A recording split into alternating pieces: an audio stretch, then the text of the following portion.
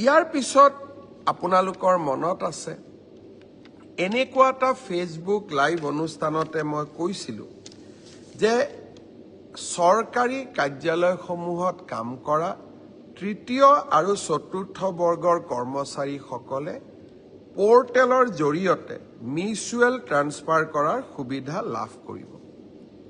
প্ৰায় 18,000 চৰকাৰী কৰ্মচাৰীয়ে আবেদন জনাইছিল আৰু মেটছ অৰ্থাৎ কোনোবা আহিব লাগিব কোনোবা যাব লাগিব অৰ্থাৎ মেটছ মেকিং হ'ব লাগিব।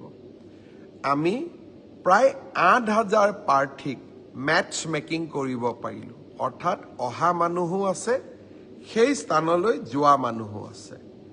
যোৱাকালি মই এই গোটেই বিষয়টো নিজে পৰীক্ষা কৰিছিলোঁ।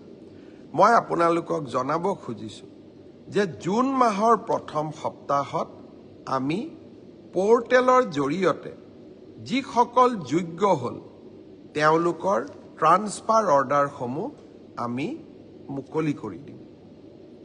অৰ্থাৎ আপোনালোকৰ অপেক্ষাৰ অন্ত পৰিব আৰু আগষ্ট বা ছেপ্টেম্বৰ মাহত এনেকৈ আৰু এবাৰ ট্ৰান্সফাৰৰ সুবিধা দি আমি পোৰ্টেল মুকলি কৰিম। অৰ্থাৎ চৰকাৰী কৰ্মচাৰীসকলৰ লগত আমি থিয় হৈ থাকিম। শ্ৰদ্ধাৰ ৰাইজ, পৰীক্ষাৰ ৰিজাল্ট দিলে, মেট্ৰিকৰ ৰিজাল্ট দিলে, হায়াৰ ছেকেণ্ডাৰী ৰিজাল্ট দিলে, গ্ৰেজুৱেশ্যনৰো ৰিজাল্ট দিব।